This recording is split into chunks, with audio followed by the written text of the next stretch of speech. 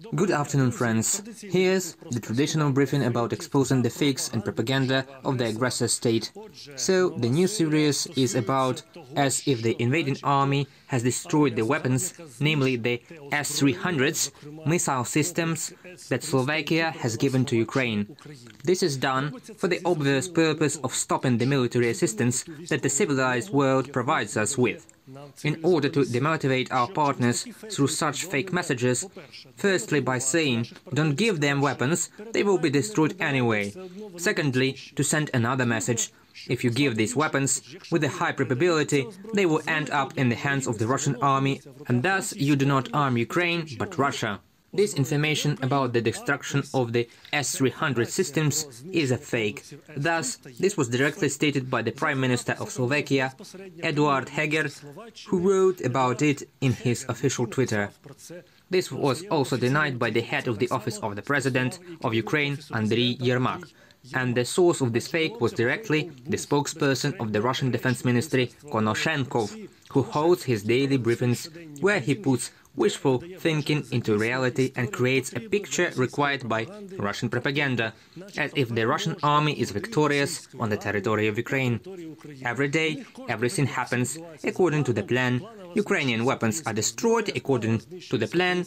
The Ukrainian army is destroyed according to the plan once again. Although, if you count all that they have already announced as destroyed, they have probably already destroyed several armies of Ukraine and several armaments of Ukraine by that number.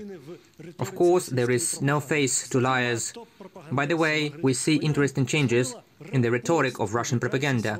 Thus, the top propagandist, Margarita Simonyan, reposted the publication of her husband, Tigran Keosayan, who in fact came out in two mouthpieces, saying that supposedly Ukraine does not have such a weak army.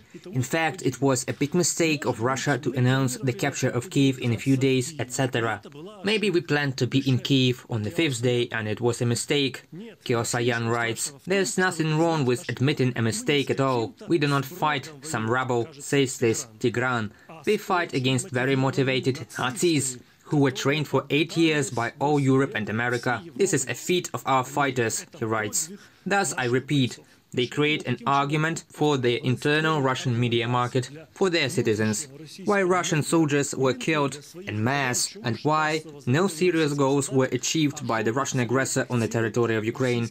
Well, thank them at least for the fact that they recognized the Ukrainian army as one of the strongest in the world. Although regarding the Nazis, they should pay attention to their own people, who can hardly even be called soldiers, who committed atrocities on the territory of the Kiev region. Meanwhile, Russia is trying to present itself as a victim. Once again, they show that poor Russians are being hurt all over Europe. Remember the vandalized monuments in Greece, Berlin, and now the same bad Ukrainians have attacked the Russian embassy in Rome, throwing red paint on the doors. It is highly probable that the Russians themselves did this to continue their technology.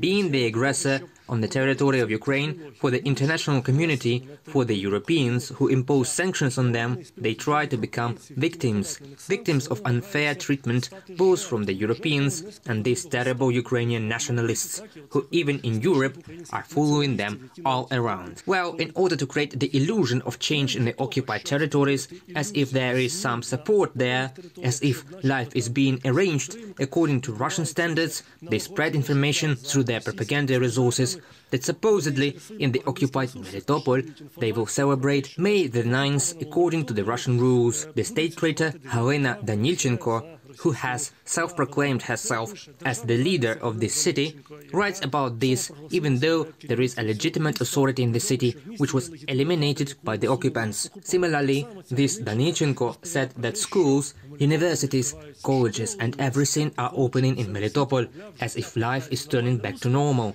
Russia is already there. This will not happen. Ukraine will definitely return control over Melitopol, and in Kherson they are trying to continue this line and hung the Russian flag all over the city. Over the Kherson Regional Administration and the Suvorov District Council hung their tricolors in order to demotivate the residents of Kherson to go out to protest and repulse the aggressor and occupier. Also in Kherson, the invaders destroyed the memorial of the Heavenly Hundred devoted to people killed during the Revolution of Dignity, and also destroyed the portraits of the heroes who died in a struggle for democracy in Ukraine. They announced that Heavenly Hundred Square has now become Freedom Square. Well, they raised the Russian flag there, thus trying to destroy everything connected with the Ukrainian national identity in this occupied city. Just like in Melitopol, control over Kherson will be returned, and everyone who cooperates with collaborators at the level of state power will be punished accordingly. I end this briefing with the traditional call not to believe the liars and propagandists from the aggressor country, but to trust the Ukrainian media, the Ukrainian armed forces and the Ukrainian political leadership. See you. До зустрічі.